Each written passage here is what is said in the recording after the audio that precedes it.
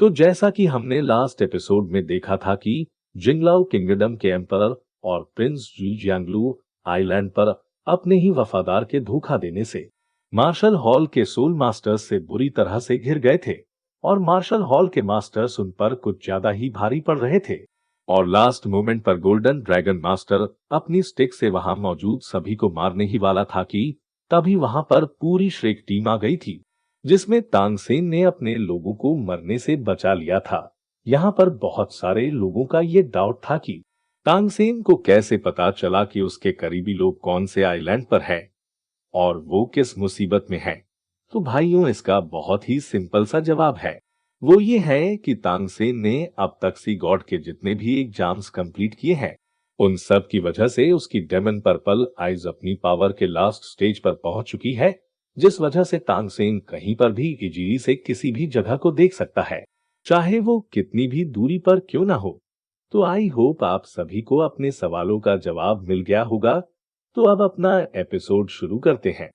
तो वीडियो शुरू होते ही श्रेक टीम बोलती है, वुहान एम्पायर हम वापस आ गए, जिन्हें देखकर जिंगलाओ एम्परर और प्रिंस जूई के साथ बाकी सभी खुश होते हैं और मार्शल हॉल के सभी मेंबर्स शॉक होते हैं। फिर हुईना का ब्रदर जीवू को देखकर बोलता है, क्या 100,000 ईयर की उस सॉफ्ट बॉर्न रैबिट ने खुद का सैक्रिफाइस नहीं दिया था, पर ये तो यहाँ पर सही सलामत खड़ी है, ये कैसे मुमकिन है। फिर ड्रैगन मास्टर बोलता है, इंटरेस्टिंग।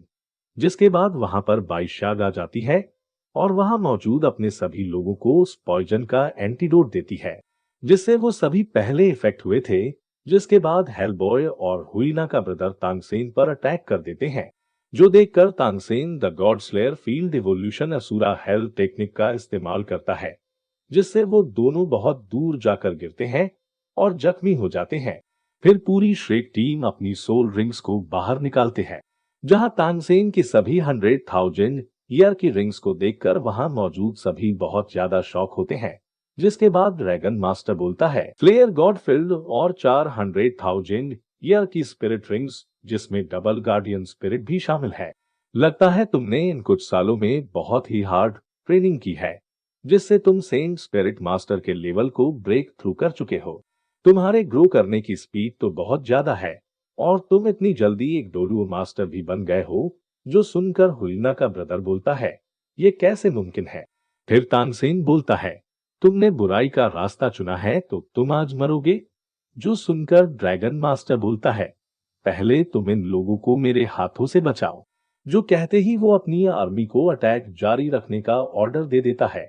जिसके बाद मार्शल हॉल और तियान दाओ एम्पायर के साथ एक बार फिर से लड़ाई होनी शुरू हो जाती है। जिसके बाद ड्रैगन मास्टर तांगसेन से बोलता है, हाउतियान सैक्ट के सक्सेसर, आज तुम्हारी मौत मेरे हाथों से होगी। जो कहते ही वो तांगसेन पर अटैक करने आगे बढ़ता है, जिसे देखकर प्रिंस जूई तांगसेन से कहता है, मास्टर ध्यान से, ये वुहान एम्पायर का 7वां ग्रेट कल्टीवेटर है, ये पावरफुल है। तो तांगसेन बोलता है, मैं जानता हूँ। फिर वो मुबाई को कहता है, इसे मैं देखता हूँ, तुम बाकियों का सावधानी से सामना करो। जिसके बाद पूरी श्रेक टीम जंग के मैदान में उतर जाती है, जहां तांगसेन और ड्रैगन मास्टर के बीच बैटल होने लगती है। और फिर सीन चेंज होता है और हमें क्विनमिंग को दिखाया जाता है, जहां लास्ट टाइम फॉरेस्ट में उन पर गोस्ट मास्टर ने अटैक कर दिया था। तो अब क्विनमिंग गोस्ट मास्टर पर स्लैश से अटैक करता है, पर गोस्ट मास्टर अपने एक हाथ से ही उसके अटैक को डिस्ट्रॉय कर देता है। तो क्विनमिंग में लगातार उस पर कई सारे अटैक करता है, पर शैडो मास्टर से बचने लगता है। फिर गोस्ट मास्टर अपनी स्पिरिट से क्विनमिंग को दूर फेंक देता है, तो क्विनमिंग अपनी फायर से वहां पर कोहरा कर देता है और उसी कोहरे का फायदा उठाते हुए गोस्ट मास्टर पर मिटियोर स्ट्राइक करने लगता है। पर गोस्ट मास्टर उसके सारे अटैकों से बड़ी आसानी से बचने लगता है। तभी क्विनमिंग उस पर ऊपर से अटैक करता है, पर गोस्ट मास्टर उसके हाथ को पकड़ लेता है और फिर उसकी मुंडी पकड़कर उठा लेता है। तभी क्विनमिंग अपने पंजे से गोस्ट मास्टर के मुंह पर स्केच कर देता है, तो गोस्ट मास्टर उसे ऊपर फेंक देता है और अपने शैडोज से क्विनमिंग पर हवा में ही अटैक करवा देता है। पर तभी क्विनमिंग अपनी स्पिरिट फॉर्म में ट्रांसफॉर्म हो जाता है और गोस्ट मास्टर पर मिटियोर स्ट्राइक करते हुए अटैक करने आगे बढ़ता है। और दूसरी तरफ से गोस्ट मास्टर भी उस पर अटैक करने आगे बढ़ता है, जिसके बाद उन दोनों के अटैक आपस में टकराते हैं और यहाँ एक जोरदार ब्लास्ट होता है, जिसके बाद हम देखते हैं गोस्ट मास्टर ने अपने हाथ को क्विन विंग के सीने के आर पार कर दिया होता है, जिससे क्विन विंग बहुत जख्मी हो जाता है।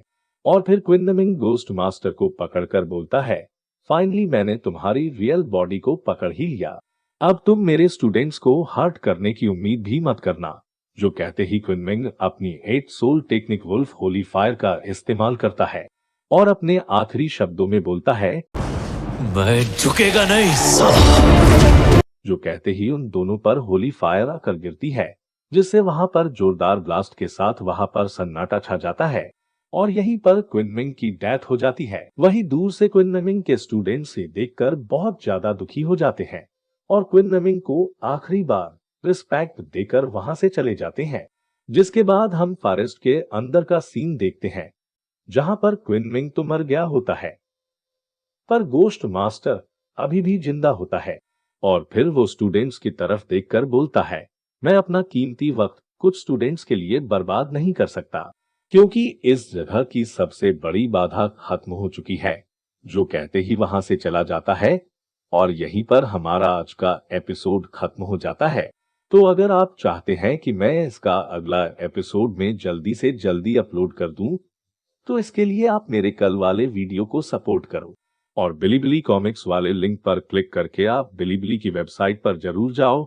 अगर आपको पढ़ना नहीं है फिर भी लिंक पर क्लिक जरूर करो, इससे मुझे थोड़ा सपोर्ट मिलेगा और मैं आपके लिए जल्द से जल्द वीडियो लेकर आऊंगा।